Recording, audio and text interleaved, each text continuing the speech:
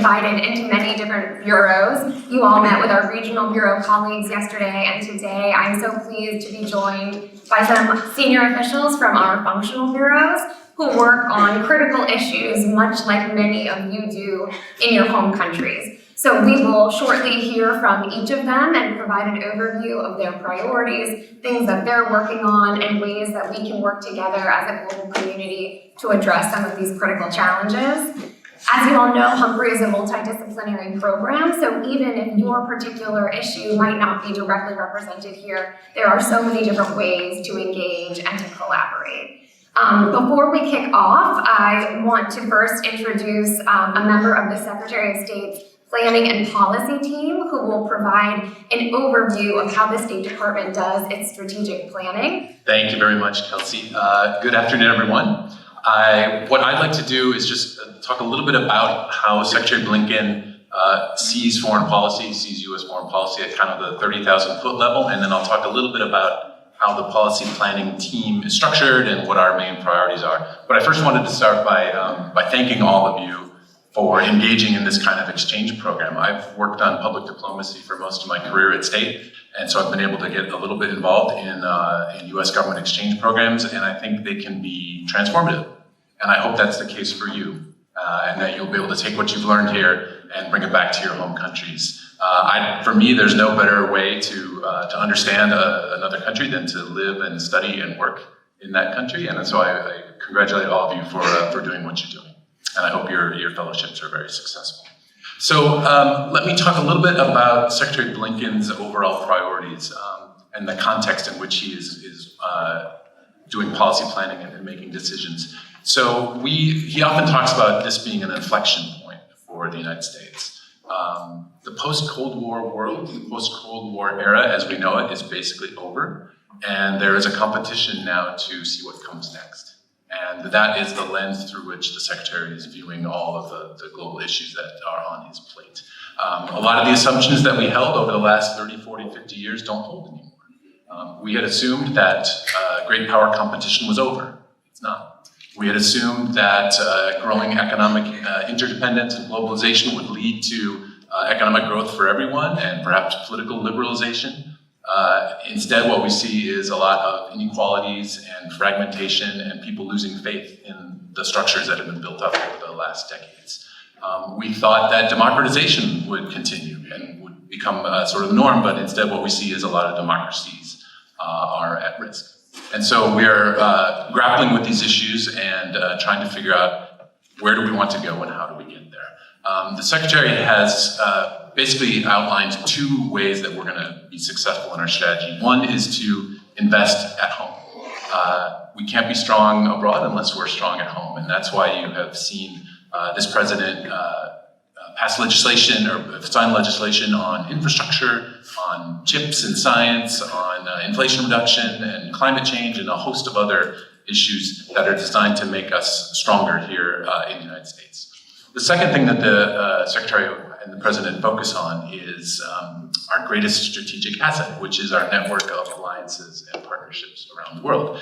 And so they've spent a lot of time trying to re-energize and revitalize those alliances and partnerships with the understanding that we will be able to get where we're going much more efficiently and effectively if we do it together, it's not on our own.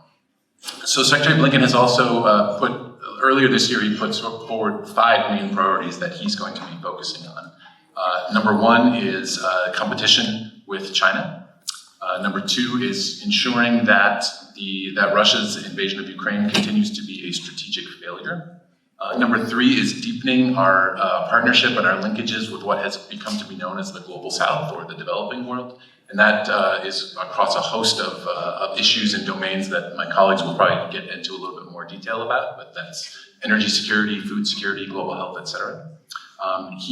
Secretary Blinken wants to help shape our technological future, so looking at emerging technologies, quantum, AI, et cetera. And then finally, he wants to modernize the State Department itself as an institution in order to be better positioned to take on the challenges that will certainly come our way in the future, whatever those may be. So there has been a very, very active period of diplomacy recently where we are trying to push a lot of these things forward. So whether it's president hosting leaders of African nations, meeting with the C5+1 on the margins of the UN General Assembly. He's going to be hosting leaders from the Western Hemisphere next week, I believe, for the America's Partnership for Economic Prosperity, or APEP.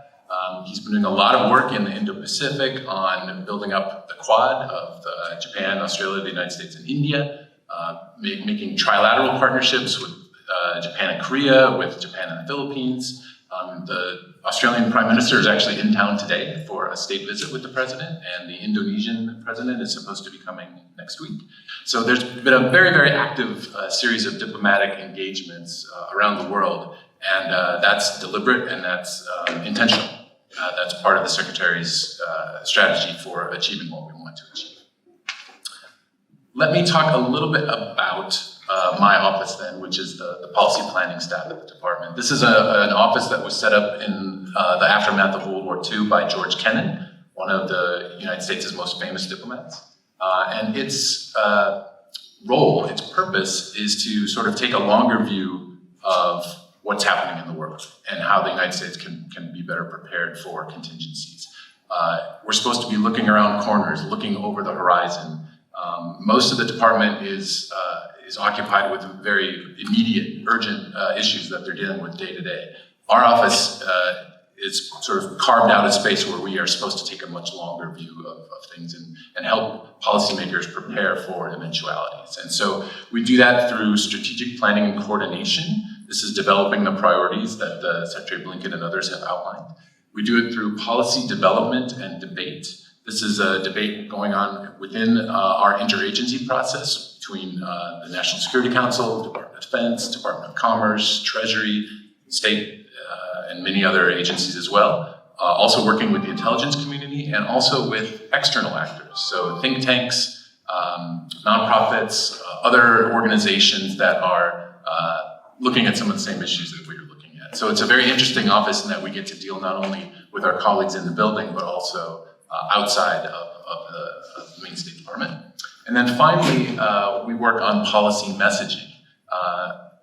I'm not sure if this is true in many other countries, but the Secretary's speech writing staff is actually housed in our office, in the policy planning staff. And so when the Secretary makes public remarks, when he gives his speech that he gave at the United Nations yesterday, for example, those are written by the team in our office. So they are really trying to integrate policy and messaging together. The last thing I would say is just if you want a much more elegant and eloquent description of the Secretary's priorities and policy, he gave a very, very interesting speech last month at Johns Hopkins University. It was called The Power and Purpose of American Diplomacy. It's available on the State Department website, and it's a really, really good distillation of his thinking and where he wants the department and U.S. foreign policy to go. So don't take it from me. Go ahead and read Secretary Blinken's words yourself, and I think you'll get a much better sense of what he's trying to accomplish. Why don't I stop there and turn it back over to Kelsey? Great, thank you so much, Christopher. And I think it's so heartening to hear how much engagement matters from the most senior levels of the U.S. government. And you have no better people than our Humphrey Fellows to really represent the power of strategic alliances and partnerships on issues that really matter. So with that, I'd like to turn it over to our Deputy Assistant Secretary in the Bureau of Democracy, Human Rights, and Labor, Nicole Julich. As Kelsey said, I work in the Bureau of Democracy, Human Rights, and Labor. That's a mouthful. I handle South Asia and Central Asia, as well as Europe and Eurasia. Who's here from South Asia or Central Asia? Can I see hands? Okay, really good representation. That's great. How about from Europe or Eurasia? Okay, nice to see the folks in the room. I'm going to leave most of the time for questions and answers because I think that's where we get the most vibrant exchanges. But I do want to talk to you a little bit about what my bureau does. And as Kelsey has let everybody know, we're focused today on functional bureaus. And functional bureaus are a way of weaving issues through all of the other regional bureaus, making sure that as a U.S. government, as a State Department, that we keep these issues foremost in our policymaking and in our engagement with people overseas. The Bureau of Democracy, Human Rights, and Labor really champions universal values. This includes respect for rule of law, democratic institutions, and human rights.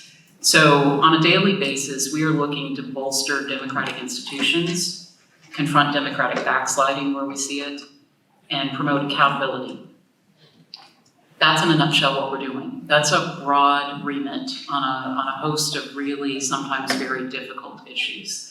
It's a very committed group of people in the Bureau. We're about 300 folks, both career civil service, foreign service, diplomats, and contractors working on all of these issues on a daily basis. Our work is rooted in the national security strategy. As Christopher had referenced, the Secretary has laid out sort of an inward focus into the United States as well as an outward focus in our engagements globally.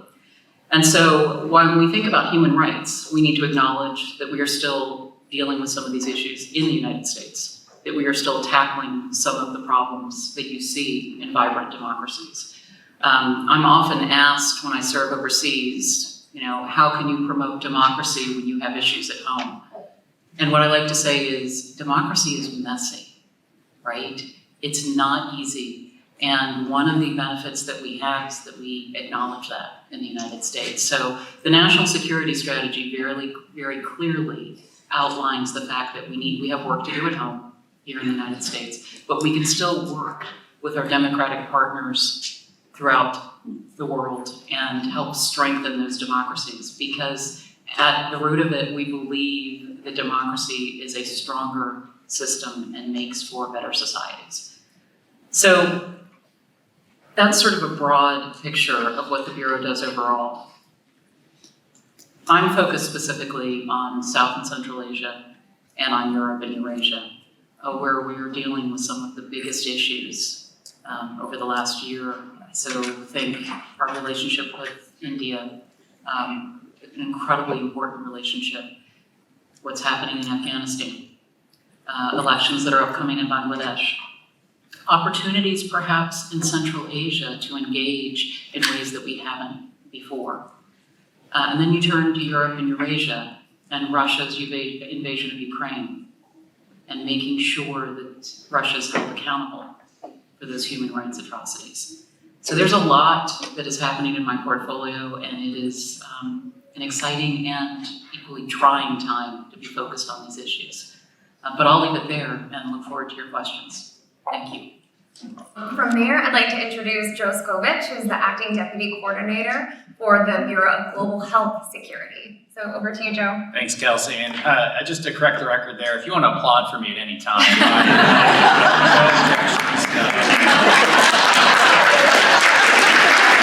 this is shaping up to be a great panel.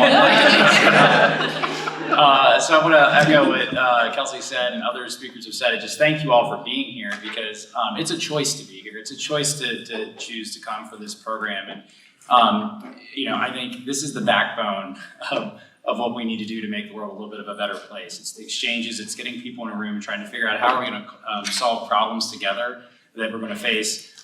It's very personal to me. I just had my first child 6 months ago, so I'm a new dad, and I tell you,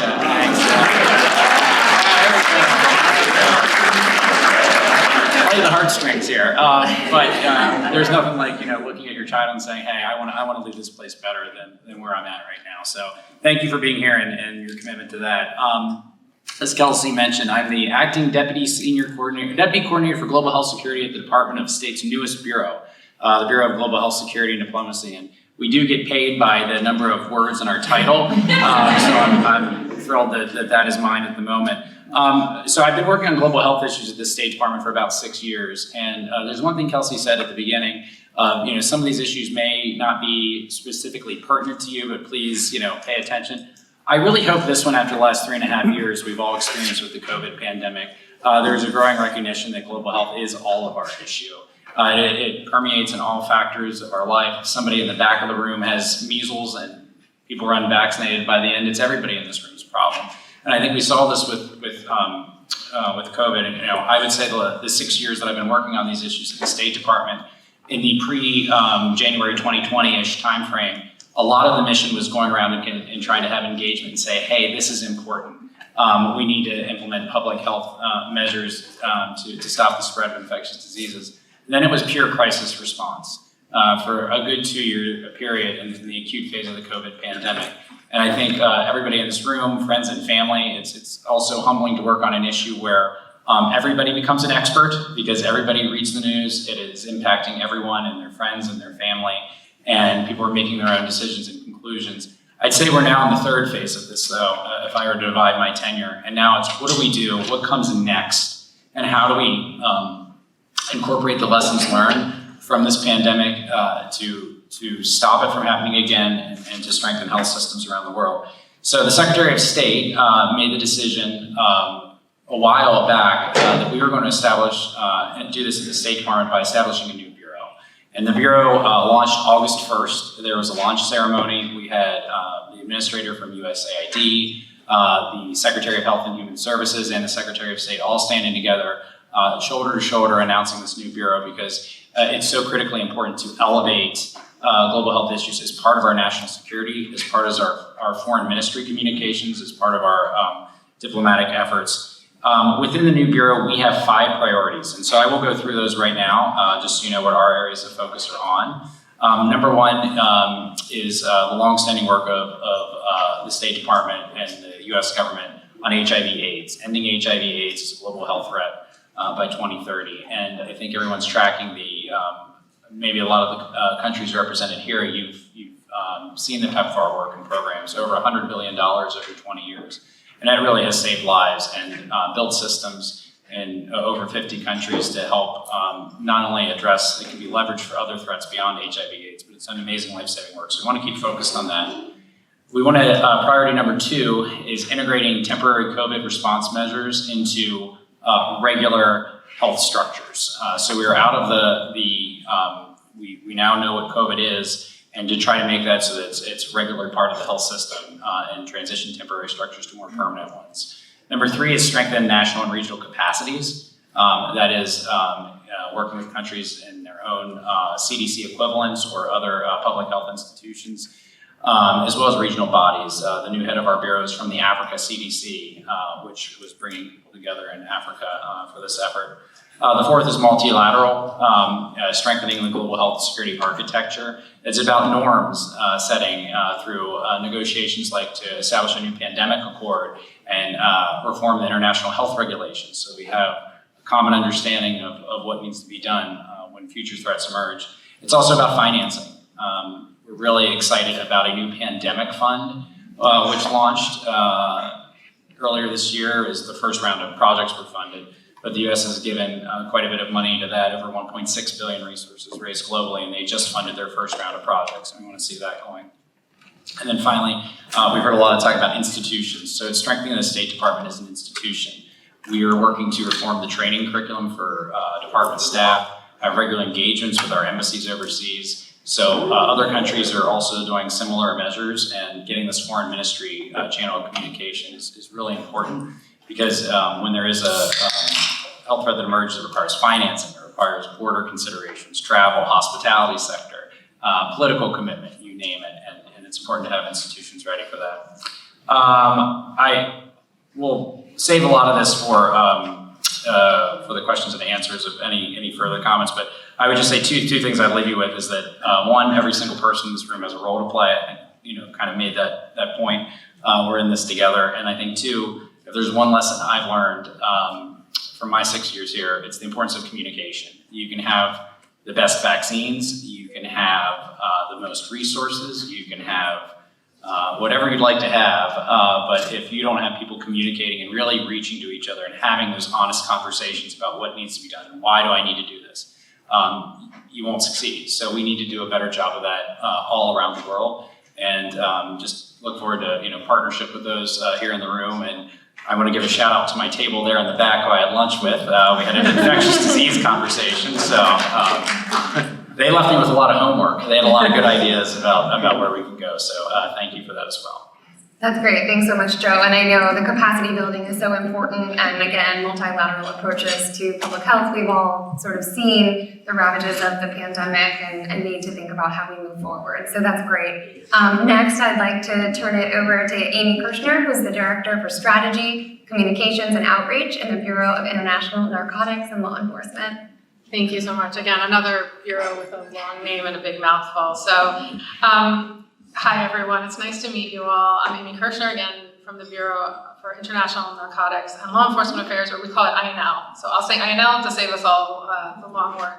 But just a little background first on the Bureau. I saw here on your sign, 45th anniversary of the Humphrey Fellowship, and actually INL was also created 45 years ago, so happy anniversary to us all. And we were created as a bureau to reduce drug trafficking into the United States from Latin America, specifically coca. If you think about what was happening in 1978, the drug situation looked a lot different than now. And in fact, that goal is still a top priority for INL, to stop drugs from coming into the United States. It's a simple goal. But over the years, our goals have expanded. Still, drug trafficking is important, but the type of drugs are vastly different or expanded. Coca still being one, but of course synthetics, and you name it, in terms of drugs. But also expanding into areas about keeping Americans and our partners safe by countering crime in general, transnational crime, corruption, and just generally instability. So our mission really changed in the 1990s through the 2000s as INL was part of law enforcement and criminal justice sector reform in the Balkans, then Afghanistan, then Iraq, and kind of all over the world now in every region. So our job is to foster security and justice. They're oxygen to democracy and civil society. And our bureau's logo, or our slogan, if you look at our little seal at our bureau, it says security through justice. So we work with all elements of the criminal justice system in different countries. So we do work in the multilateral arena, like many of my colleagues here. And what that means for us is helping to shape and implement the international architecture needed for international drug control, for anti-corruption efforts on the international stage, or law enforcement cooperation. And that means a lot of meetings, usually by my very smart and dedicated colleagues in the Bureau, at various UN bodies, like the Office of Drugs and Crime, or about things like the Convention Against Corruption, and various other relevant conventions. In the foreign assistance sphere, we are one of the bureaus of the State Department that receives funding from the Congress, appropriated to us, to do work overseas. And for the INL, what that means is we have the US government's largest non-military security assistance account. So if you take the military assistance that the Bureau of Political Military Affairs and the Department of Defense implements, INL has the largest chunk. That means at any given time, we have $4 to $5 billion, with a B, dollars of assistance in active management around the world. That means we're helping foreign partners assess what their needs are in their criminal justice systems, helping them build reform programs, helping implement them with trainers and equipment and mentoring, so that they can sustain competent and legitimate criminal justice sector institutions. Because that matters for stability, it matters for their ability to counter corruption, crime, drug trafficking, etc., which ultimately helps us keep us safe at home and keeps our partners safe. So in practice, I just wanted to mention a couple of things. So just to reiterate, Chris was mentioning some of the Secretary's vision. So INL's absolutely, our role is kind of integrated into the Secretary's vision that we need to build coalitions of countries that see the international order as something that benefits them and needs to be upheld and defended. And that means we renew and deepen these partnerships. So I wanted to mention two areas where INL work is advancing global collaboration and coalitions. So first on the narcotics trafficking, because that really is the heart of what INL does. It's not the only thing, but it's kind of our reason for being originally. Partnerships can help us defend against narcotics trafficking coming into the United States and into each of all of your countries as well. And simply put, we can't just close the door at the border. We can't just say we'll catch all the fentanyl coming in across a checkpoint. It's not logical, it's not reasonable to expect that's going to happen. So we need to have these partnerships around the world, and not just with our immediate neighbors. This is a global issue. The Secretary said in a speech recently, the more we bring together allies and partners to make progress on critical issues like synthetic drugs, the more we demonstrate the strength of our offer. So, in fact, addressing the public health and national security threat of synthetic drugs is a top administration priority. In 2022, just to give you a statistic, The American Centers for Disease Control estimated that nearly 110,000 Americans lost their lives to drug overdoses. And of that, fentanyl was deemed to be the leading cause of those deaths amongst Americans ages 18 to 49. 2/3 of the fatal overdoses involve synthetic opioids like fentanyl. So this is real. This is incredibly important for Americans. It's important for citizens of many other countries beyond just fentanyl, but other drugs as well. So, and I know the devastating effect that this is having in American communities is mirrored around the world, perhaps not with fentanyl, but with other drugs. And so INL created an opportunity for global collaboration on this issue through what was called the Global Coalition to Address Synthetic Drug Threats. Another long name, but it's important. Which Secretary Blinken launched in July, just a few months ago. Right now we have participation of 123 countries and 11 international organizations. So this effort is going to be continuing for the next year with a number of working groups, and many of your countries are probably involved. The second example I'd like to discuss is the INL's work to counter corruption. And we're obviously not the only group at the State Department working on that, but corruption is seen as a national security threat and enables all forms of criminality. And that's why INL cares about countering corruption, because it affects so much our work on transnational crime, destabilizes governments, undermines democracy, and provides obvious openings for dangerous groups, whether they're criminals or terrorists or others. So 2 quick areas, and then I'll pause, that we're working collaboratively to counter corruption. On the multilateral side, again, INL is working to help the United States co-host with the UN the 10th session of the Conference of the States Parties to the United Nations Convention Against Corruption. So it's the UNCAC COSP in Atlanta. So there's countries from around the world will be coming to Atlanta to participate in this effort. And they'll bring together all these global leaders to promote implementation of the Convention Against Corruption and continue to kind of chart the way forward for the international corruption community and how we're going to fight against corruption.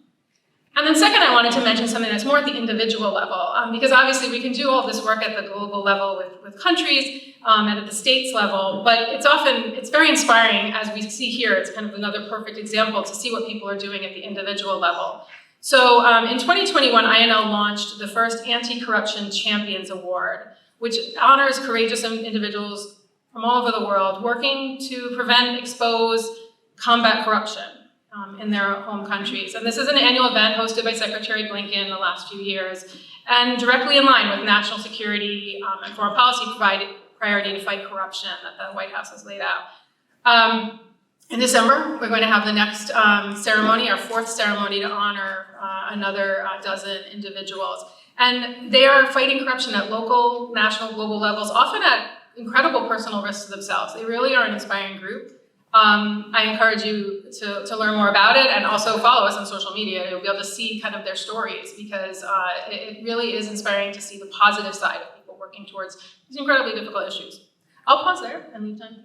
Okay, thank you so much, Amy. A really robust portfolio. And last but certainly not least, I'd like to introduce Ray Castillo, keeping in the very long title, Director of Policy and Public Outreach in the Bureau of Oceans and International Environmental Scientific Affairs. Thank you so much for being here. Thanks, Kelsey.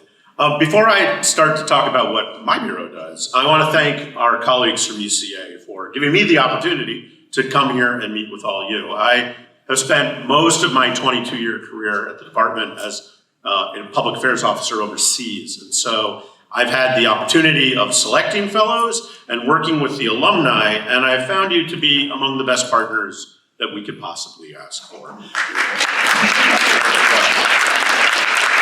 Now, I mean, you're curious, you solve problems, you usually have a vision, and as the world changes, we need that vision that you all bring.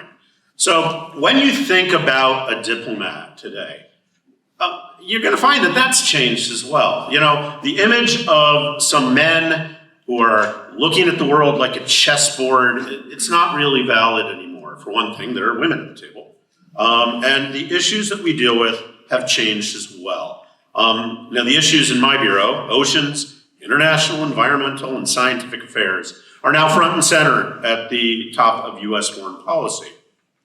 But what does a diplomat do for the ocean? How can a diplomat protect the environment? How can a diplomat foster international scientific cooperation? cooperation. Well, that's what I'm going to talk about. Hopefully you can take away some ideas that you can incorporate into your vision to make the world a better place. At least that's the goal. So our portfolio, very broad. In addition to protecting the world's oceans, land, and wildlife, we manage polar affairs, space diplomacy, and international scientific cooperation. That also includes work to combat and mitigate climate change. Now, most people have figured out that unless we take action in all these areas, we will have a difficult future. So what we determine now, or what we do now, has a determining factor in the health of the planet for centuries to come.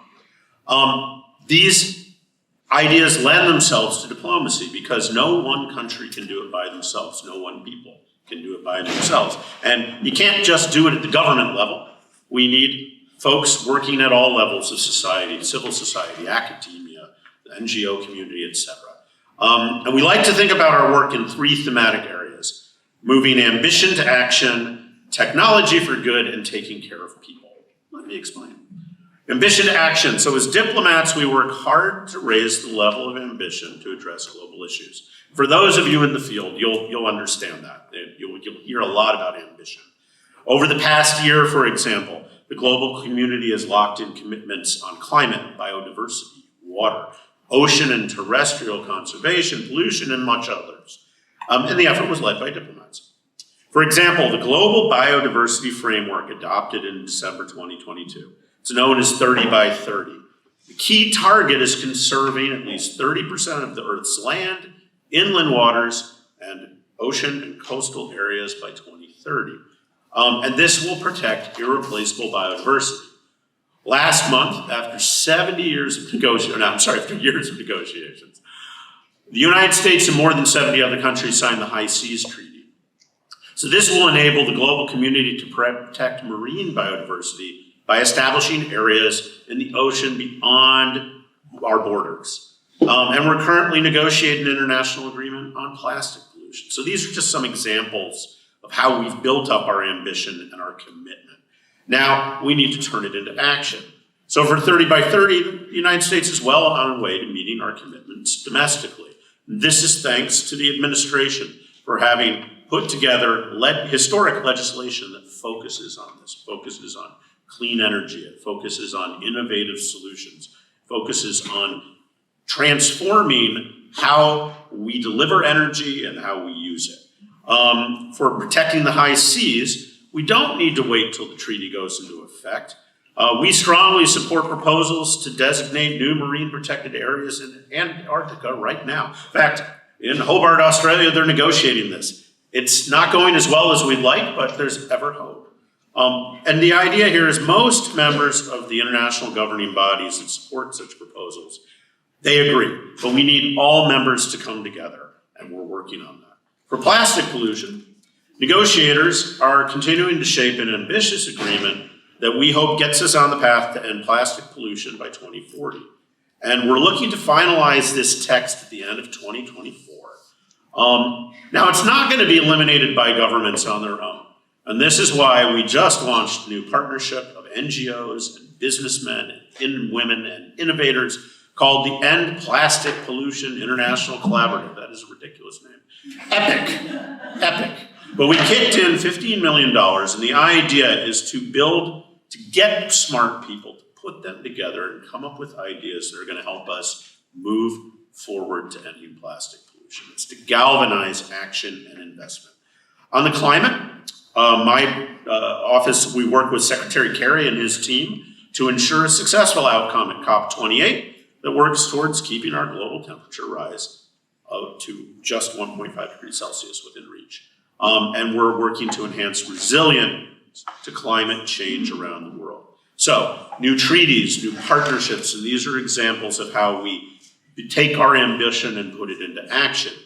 Our scientific colleagues are also looking to cooperate, and we call this Tech for Good. So modern research and technology can and must be used to address the critical challenges of our time. An obvious example, Joe, mRNA, and that research that produced the vaccines for COVID-19. Similarly, we can use science and technology to attack environmental challenges. Satellite data, artificial intelligence can be used in that manner. NASA recently traveled to Bhutan to conduct training on how to use satellite data and geospatial technology to improve management of water resources and the agricultural sector. In the Pacific, we're working with the island nations there to help them map their ocean resources, to combat illegal, unreported, and unregulated fishing. And so we also play an important role in promoting international scientific cooperation and fundamental research, including technologies like quantum information, nuclear fusion, and promoting peaceful collaborative uses of outer space. So, and with all of you who are right now in the academic community in the United States, some of that should ring true, because what we're trying to do is, once again, set up norms, set up a world that where we hold the same values about how we go about scientific collaboration, how we share the data, and how we use it. And it's not just what we do, but how we do it that matters. So this is really important for the people most impacted by environmental degradation and the climate crisis. They include indigenous peoples, groups in vulnerable situations, and those who are historically marginalized, women, youth, and others who normally have not had a voice in their future. And the U.S. is working more closely with indigenous leaders internally, as well as internationally. Indigenous peoples manage about 25% of the Earth's land. They've been doing this sustainably for thousands of years, so we want to make sure their voices are heard. And so this year we launched the Indigenous Peoples Finance Access Facility to help those folks around the world to finance ways to conserve the most critical forests on Earth. We are also funding projects at the grassroots level for environmental defenders in countries where the level of threat, where criminalization and violence is high. People are getting killed, and we need to protect these defenders. So those are the three themes of our work: creating ambition, moving to action, using science and tech for good, and taking care of people. The work is rewarding. It can be frustrating, though. Takes a lot of time. You have to get consensus, and that we think we're making a difference, and we think you can help. So one last thought, as I bring it back to you and your vision. We need your help. Even if, your roles aren't diplomatic or environmental or scientific, consult with the experts, listen to average people, and do what you can do to make a difference. Incorporate these issues into your work.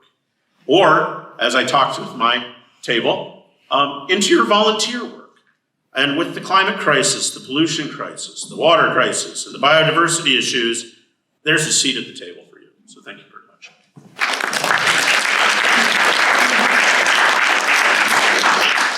All right, thank you so much. So I'd like to open it up for Q&A. So to get us started, for Christopher, I think there's an interesting question about the capacity of the Department of State to learn from our own negative experiences, which I think is a valid question, and also any ability to adopt best practices from other foreign offices or ministries in diplomacy.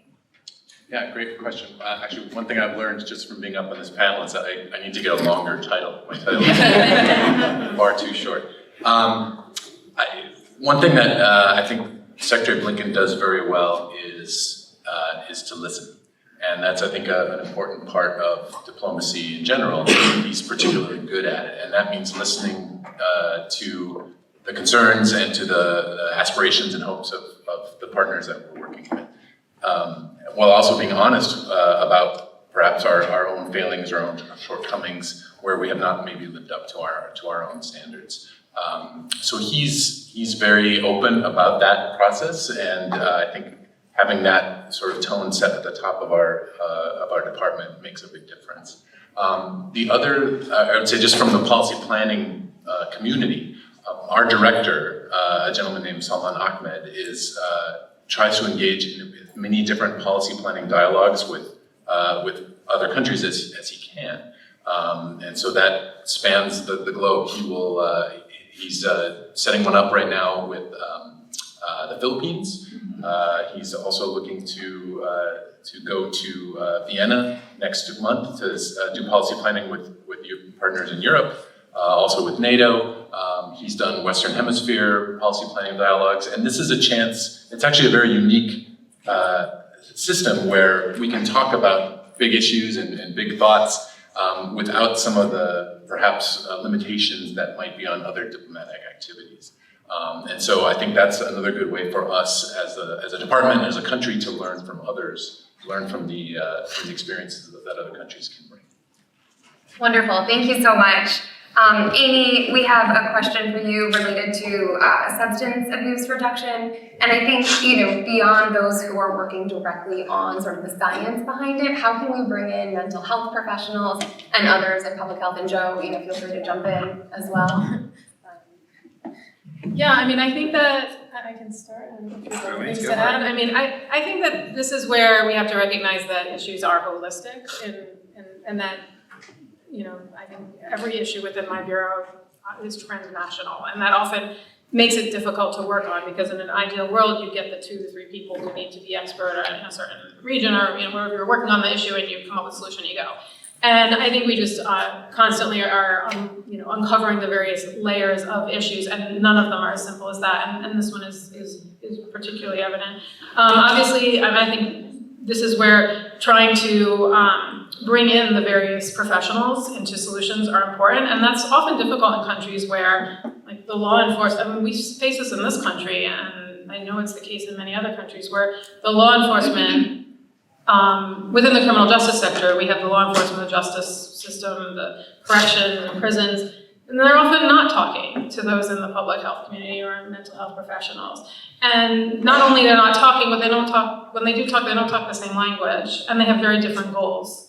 Getting a criminal off the streets, maybe, as the police is trying to do, and the mental health professional is trying to offer solutions to whatever crisis that individual is going through. And so I think, I don't have a great solution, except just that I think we do need to broaden the view of how we do things and not just narrow it to kind of one area. It requires us to talk across bureaus within the State Department. Yeah. And Joe and I were just talking about this before we came in, saying, do we work together? Okay, yeah, our bureaus are working together, and we should do more. So I don't know if you maybe else you want to. I'm reminded on this issue a little bit of, I used to work for the Office to Monitor and Combat Human Trafficking at the State Department, JTIP, and one of the things on that issue, addressing modern slavery, we called the 3 Ps. It was prevention, prosecution, protection. And I think there's a tendency on some of these issues, like the narcotics issue, to treat it as a law enforcement problem. It's a criminal justice. We need to get the bad guys who are making this. We need to stop the illicit networks that are distributing this. And I think where we can, on a very human level, increase efforts to focus the attention on is the addiction side of it. And what are the causes on the demand side that is making someone choose to go this route and to do this, and then unfortunately the negative consequences that are there. So I know your bureau does some demand reduction programs and some of this, and then you get back to the health systems and our bureau's work of trying to help build these institutions that can provide the services when people are in trouble, helping to get the systems in place so that then whether they're in because they hurt their leg or they're in because they had an overdose, how do you get them the care they need? How do you get them to that? And I think just as we're engaging internationally on these issues, that interconnectedness that you really mentioned is just so critical to keep bringing to the forefront, that it's not just through one lens that you can look at this problem. I think that's part of the global coalition that I mentioned, the Secretary launched. There's the detection and prevention of the manufacture and trafficking of the drugs. There's the early detection of where issues are, and then there's the public health interventions. And the idea is that they're all coming together. Great, no, thank you, that's really important. This question is directed maybe Christopher first and then Nicole. After the United States left Afghanistan, what are the plans and priorities of the United States in the region, to the degree that you can address that question? And any concrete plans to bring the Taliban around the table for talks? And again, to the degree that you would like to address. Yeah, that's a. Yeah, what are you going to do? I would say, well, just a couple of things. One is that, again, what you saw President Biden do, engaging with Central Asian leaders on the margins of the United Nations, with the Secretary's continued engagement with India and with other partners in the region. I think there are plans being developed. There are scenarios being thought about. I can't go into very great detail about specific plans for Afghanistan itself, and I don't know if Nicole can either. But I would just say that it is, one of the we are a country that has global responsibilities. And we sort of cannot take our eye off the ball in any of these very critical regions of the world, including Afghanistan, including South Asia, including the Middle East, including the Indo-Pacific, you name it. We have to keep focused on all of these things. And a lot of these issues are interconnected. And so I think that's probably where I should stop talking about this, but let me see if Nicole has anything to add. Yeah, I mean, one of the themes that has come through, hopefully in just the small amount of time that we've been talking, is that these issues are overlapping. So you heard from regional bureaus yesterday, I guess it was, who actually are focused on the policy, the bilateral policy with specific countries. Whereas on the panel here, we're focused on sort of the cross-cutting issues. So what Christopher said is exactly right. I mean, we are, from the Bureau of Democracy, Human Rights and Labor, we are engaged with broad swaths of South Asia. We are focused on all of the countries there, but specifically in Central Asia, we are working very closely with governments there with an idea of watching what is happening on the democracy, human rights, and labor fronts. I am headed to Kazakhstan and Uzbekistan at the beginning of November to participate in what we call expanded partnership dialogues to talk through these issues, to share best practices. So there is a real engagement with Central Asia. On the Afghanistan front, and again, this is not going to be satisfactory because I'm talking from my position in the bureau that I'm in, but we are working specifically on Afghan women and girls. Working with non-governmental organizations, civil society, mostly outside of Afghanistan, but who have strong connections back into Afghanistan, and looking at ways that we can support women and girls. Thank you so much. Speaking of cross-cutting issues, Ray, I think this is maybe first directed to you, but then others are welcome to jump in. With the pressing migration and displacement caused by climate change, how can we still maintain a commitment to human rights and some of the climate justice issues that emerge? Well, well, the simple answer is we have to, right? I mean, part of American values, United States foreign policy, is to support human rights regardless. One of the things that I think the world is wrestling with is how do you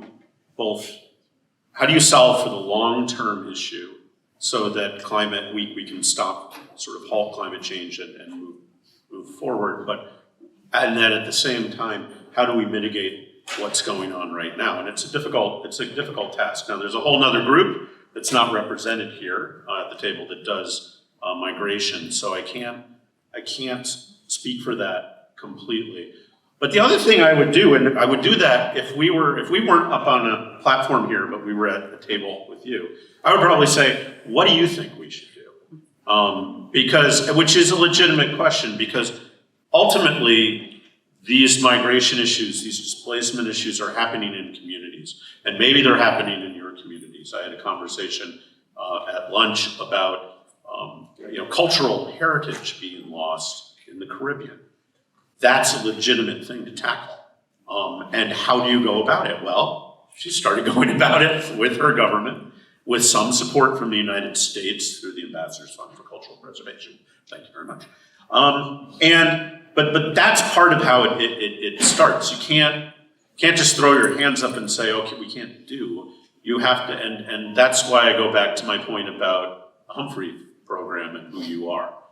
You all bring expertise, you bring research knowledge, and a certain level of skill and a certain place in your government or your society, and then you bring the ability to make change. And so I would actually argue, I would turn it back to you. How are you going to solve it in your community? Thank you, and I would just also acknowledge that there were some related questions related to food security around the impacts of climate, and I think that this is a commitment across the department. There's also a question specifically about the State Department's plan to provide support for climate change happening in Africa because of the impact and how that does affect food systems. I know some of our folks in here are very focused on that, so I don't know if you wanted to address anything. Yeah, I mean, well, and some of this it's being addressed. It'll be addressed at COP this year. I mean, they are inextricably linked. Is one of the things. I mean, I've only been doing this for 9 months. And so one of the things I came in to find is, although I feel I'm a well-educated person, there was a lot of stuff I did not know. There's a lot of specific knowledge.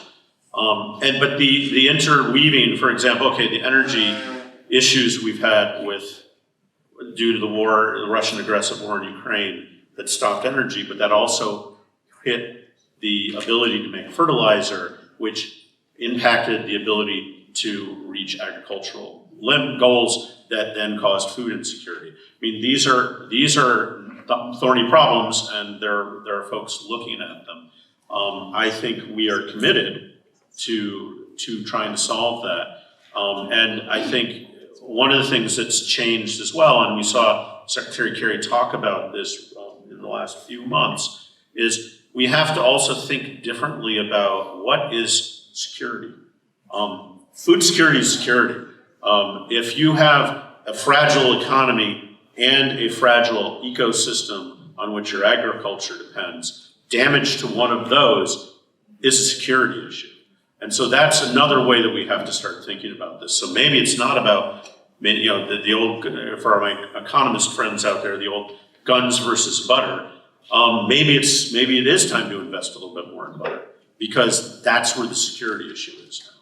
And if I can just make maybe one point on top of that, the links between climate change and health security are so much deeper and embedded. And if you ask me, one of the lessons learned and kind of where are we looking at as we go to the future, I was in Kenya last year, and drought and some of the food insecurity challenges they're facing. When you're in those climates, infectious diseases are what ends up killing quite a few people. It's just a breeding ground for some of this, for disease to spread. You look at the conflicts around the world, how many cases of illness do we have? And if there's not an infectious disease from war wounds, from migration, things like that, it's a breeding ground for antimicrobial resistance, which is something that doesn't get enough attention, but the antibiotics that we have, so all of a sudden the bacteria evolve past the antibiotics and elude the defenses. So it's a real challenge and a threat that we're looking at going forward. One project we're working on, bringing it back to the climate change nexus, is mapping mosquito habitats globally, because mosquitoes are the vector that transmits malaria. So if you have all of a sudden water sources are going from here to there, it's getting hotter here and they're moving up here, you're all of a sudden changing the pattern of where malaria is spreading. So there is this really deep connection. In our terminology, we say One Health, which may be a familiar concept to a lot of you, in animal, environmental, and human health. But it just, experience is showing us time and again how close those interactions are. Yeah, no, and I think that just points to the intersectionality of so many issues and why we so value having professionals like you all together in a room. You really can't separate any of these issues into one particular bureau within the State Department or organization, and the collaboration and cross-sharing of information helps lead to real solutions. A few of you have talked about sort of multilateral engagement, and so there was a question, what do you think about the roles of development financial institutions such as the World Bank, the IFC, IMF in upholding human rights in civic space? Yeah, so I'll take that at first, and then I don't know, Chris, if you want to add on, but we welcome it. Look, we want to make sure that human rights is imbued in everything that we do, right? The Secretary, the National Security Strategy is very, very clear. I actually did a word search and went through and looked at how many times human rights was in the National Security Strategy. It was a lot. I encourage you to do it. So it is woven through everything that we're doing and how we're looking, or it should be, how we're looking at our bilateral relationships, but also our multilateral relationships. I actually want to turn this on its head a little bit and say that Kelsey had also mentioned this just now, but that you are some of our best partners in the field. Outside of the multilateral space, we in the Bureau are responsible for the Human Rights Report, an annual exercise where we look at every country and we, working with civil society, journalists, anybody involved in that space, sort of assess what the human rights status of the country is. And I encourage you to, if you are working in this space, to be in touch with colleagues at the U.S. Embassy in your country to share information. You have access to areas and information that we don't. Our embassies are usually in capital. We might have posts in other locations, but it's hard for us to really get all the information that we need. So I encourage you to partner, if this is the area that you're working on, with colleagues at the U.S. Embassy in your countries. Thank you. Wonderful, thank you. And similarly, there was a question about the World Health Organization, and I think as we're talking about multilateral collaboration, Joe, if you want to talk a little bit about how you and your bureau address that. Yeah, it's a great question, and I mean, I think we've all kind of tracked U.S. policy with whether engagement or non-engagement with the World Health Organization has undergone quite a bit of shifts in the last few years. I think President Biden's made a strong commitment to working with the World Health Organization and working to reform it and strengthen it and make it sort of fit for purpose for the future. I think if we're looking at the COVID pandemic, we've got to be clear-eyed on the WHO. They did not do everything perfect. They made mistakes. And I think a lot of that is kind of acknowledged. At the same time, they have a very valuable role to play, and they do have a lot of talented staff. I think some in this room who have been working hard at setting some of the standards and providing assistance and helping the world do this. So we see the WHO as a partner that we want to work with, we want to collaborate with, we want to support, we want to strengthen. The U.S. provides resources to WHO, both assessed and voluntary, looking to reform it. And under, part of the efforts we're working with WHO and every country in the world almost on our pandemic accord negotiations, which are underway, which is to establish this agreement for how we're going to really address future disease threats, and then international health regulations reform negotiations as well, which are this, for those who aren't super fluent in the health community here, a list of what countries need to do to ensure they have the systems in place to prevent, detect, and respond to diseases, and what are they communicating to other countries to let them know as far as threats that are out there. So that's it in a nutshell, is that we want to work with WHO as partner while we're clear-eyed of what's going right and what needs improvement. What are the main roles civil society can have in initiatives that take place in dangerous areas that might be particularly prone to drug trafficking? And then somewhat related, what are some recommendations to prevent those from vulnerable groups being involved in this process? And how can countries avoid mass incarceration or other legal implications? So easy questions only from this group, I know, but to the degree that you can address some of those I'll see what I can address. Thank you. Maybe sorry, I should have written it down as we went, but the second one about vulnerable populations, and I think that was what was with vulnerable populations. I mean, I think we handle this in different ways, and I think some of the work that INL's done in Central America, we really looked at trying to look at root causes for why some of the migration happens, but also some of that is stemming from the violence kind of fomented by a lot of these drug trafficking and criminal groups.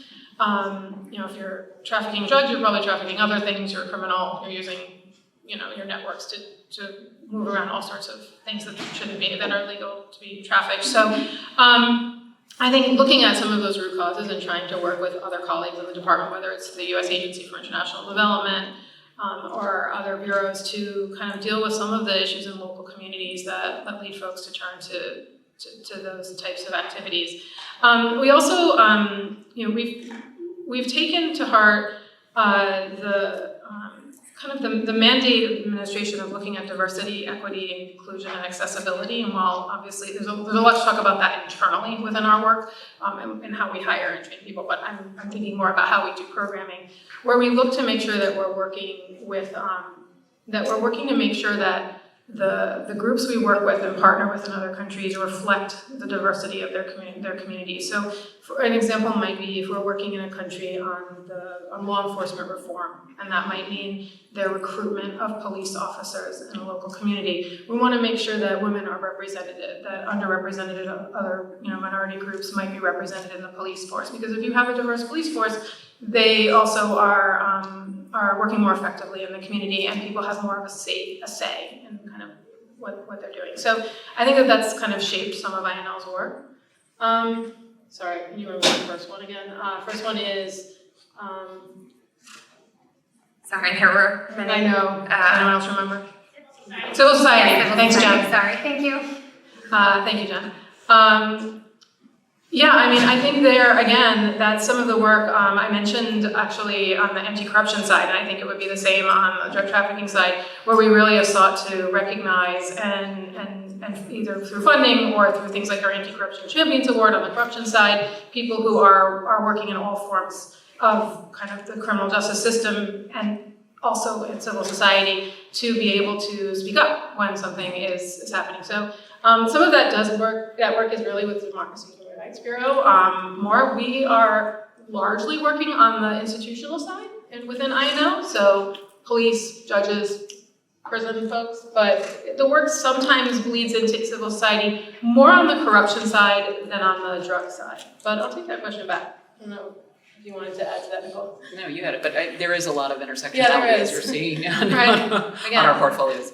And also It's not USA Agency for International Development, where you could, like, there are programs where you kind of have Different pieces of multifunctional pieces where, you know, USAID might have something with the access to justice piece. INO is working more with the training of the police and the judges, and GRL has some of them more on the civil society side, or with journalists, for example, and we all morph it together and hopefully come up with a good synergy.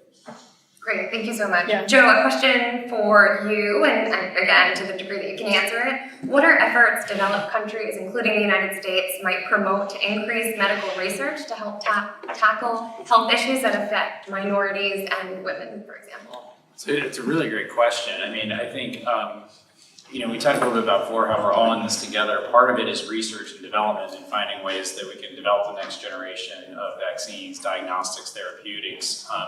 I think if you look back on COVID, there was quite a bit of R&D work, and Ray mentioned this, like the mRNA vaccines that came didn't just all of a sudden spring up. There were years and years and years of research.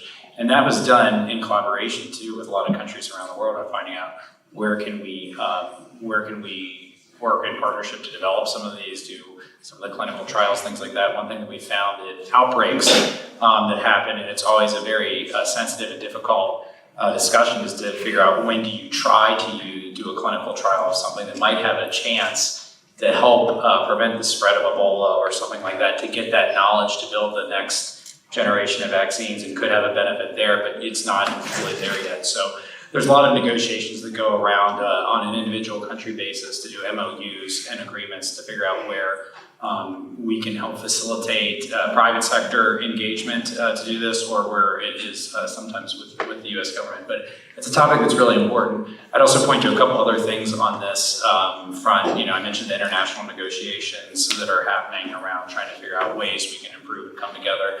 But outside of sort of official multilateral negotiations, I did want to highlight one other effort that's ongoing, and that is the Pandemic Fund, which I think I mentioned before. The U.S. is sort of the leading world donor to this right now. It's $1.6 billion raised, first tranche of projects out there, and it's going to be funding a variety of projects overseas. The first round, I think, was like 27, 30 countries that they went to, and R&D. This isn't a specific R&D focus of the Pandemic Fund. I want to be clear on that, but all this is interrelated and connected, and there's ways to get to this by building the institutions that can conduct some of this. So it's definitely a priority, addressing how can we do this in a manner that hits populations most in need is really important as well. Yeah, that's great. And I can touch on this a little bit too. So one of the divisions of our office, what they do is they foster cooperative agreements in science and technology. And so there are some 60 of them out there. Now that's government to government agencies, right? But the other thing is, my father was a researcher, many of you are researchers.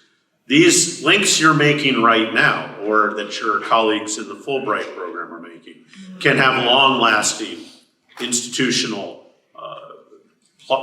wins, where these departments and universities continue to collaborate. So don't overlook the possibility of that people-to-people contact that you're making right now. Excellent, thank you. There was a question directed to Amy that I think actually could be sort of tailored to everybody. What strategies have you seen effective in tackling corruption from a daily classroom work perspective? So I think, and any kind of educational efforts that are maybe reaching young people outreach, communications in sort of your line of work. It doesn't need to be only on corruption, but I would say education is an important component of what many of our fellows do. So how you partner on sort of educational outreach. And you don't have to start, and if anyone wants to answer on it. I'm trying to think of the corruption efforts at the classroom level. So much of our work is the multilateral state level that I'm not sure I have an answer to that. Certainly on the drug demand reduction side, I was having a great discussion at lunchtime with one of your colleagues about some of this work and the work that's being done to have more effective prevention programs, and that obviously goes to the education side. I'm not sure I have an answer on corruption. It's a good one. And we encourage all of you to think about it too. If you're doing, best practices. Yeah, I would actually say you probably have more on that than we do up here as a panel, because you're working on those levels. So much of what we do is either bilateral or with multilateral institutions, or working with civil society, maybe not necessarily in the classroom. So I would encourage you to have those conversations and talk about and provide recommendations to us that we can look at. Yeah. That's great. Any other thoughts? Okay, we're going to be asking you all tonight, so come with your ideas. A question for Christopher, and this is really sort of a question from me, but I think as we talk about so many emerging issues, challenges that crop up every day when you turn on the news, many of our fellows and alumni really do work on policy issues, pressing challenges. How do you carve out time to take a step back and think about big picture, priority, vision, strategy when you have so much that's right in front of your face? Yeah, that's a great question. It helps, again, to have a dedicated office like the policy planning staff where that can take place, where we're a little bit shielded from, again, the day-to-day crush of business, which a lot of my colleagues have to deal with up here. So it does take a little bit of a dedicated group or a team that is charged with looking around the corner and trying to stay, trying to look a little bit ahead. Our secretary has made it clear to us that he, despite the very critical and urgent issues happening right now in the Middle East and in Eastern Europe and elsewhere, that he doesn't want us to take our eyes off the ball on any particular region or issue. And so it helps to have that directive, but I'll be the first to admit that it's challenging to, it's very easy to have one's attention diverted when something happens that's of a kind of a global nature. But in the State Department, at least, we are, I think, fortunate to have sort of this carved out office that's our responsibility to kind of keep an eye on larger global trends and to not take our eye off some of the things that we want to achieve as a government. That's great. I think that's really important. Could I add to that? Please do. Something that we learned in our bureau on this. I love that. I absolutely agree with Chris that it is so hard to get out of the day-to-day and think about our strategic vision and strategies in my office's name. So it's part of my office's job to do this. And one of the things within INL in the last few years, we were really trying to work to align our resources, people, money, time, all that, to our strategic priorities. And one of the things we realized over time was individual elements within the Bureau knew what was going on in their country or their region or their transnational issue, but we didn't have a holistic picture of everything going on, say, in a country, whether that was the law enforcement training and the justice sector training, the multilateral efforts, maybe there was some global programming going on that touched it, or some fellows that were involved, et cetera. And so we put in place within INL in the last year these program frameworks, essentially. It's a bureaucratic solution to this problem, but we are a bureaucracy. And so we have frameworks now that are 4-year documents that tell you the vision, essentially. What are we trying to do in this country? And it captures everything. They're not perfect yet, and we're really learning within the Bureau to how to think strategically, because it's something that you have to learn how to do, and it's very hard to do when on a day-to-day basis you're being we need this task, or we need this done, or there's this crisis on the ground, and I think you all probably deal with that in your own way, but that's just one way that we've kind of worked to solve that, or it's an ongoing process, I guess I'd say. That makes a lot of sense. Okay, as we wrap up, there's one last question that I think is excellent and I'll pose to all of our panelists. Given this room full of fellows and alumni around the world who serve as endless, passionate resources of knowledge that can be leveraged to create great change in the world, which is so true, how can we really pull out that expertise and experiences across industries and countries They were talking specifically about think tanks, but I think maybe from our perspective, more functional bureaus and embassies and consulates, key sort of government counterparts. And open it to anyone who'd like to jump in. I'll double down on my pitch earlier. This is a two-way conversation, right? We're up here on a panel, but there is so much knowledge out there in the audience, much more than is up here on the panel. And we need to benefit from your knowledge and your experience, what you learned through this program, what you already know. And so my pitch to you is don't let this be a one-time exchange. Keep up the connections, keep up the communication. I'm a public diplomacy officer stepping out of my role to do this job. And I think one of the best things we do as a US government are these exchange programs, providing these windows, these opportunities for not only you to exchange ideas with us and learn from us, but for us to do the same with you. Because we value what we learn from you almost more than what you learn from us. I'd like to make the pitch for as you think strategically about what you're going to do, how you're going to take this program and move forward. Don't forget that a lot of stuff happens back where you came from. We've talked a lot about we're dealing with multilateral bodies, we're dealing with bilateral governments, et cetera.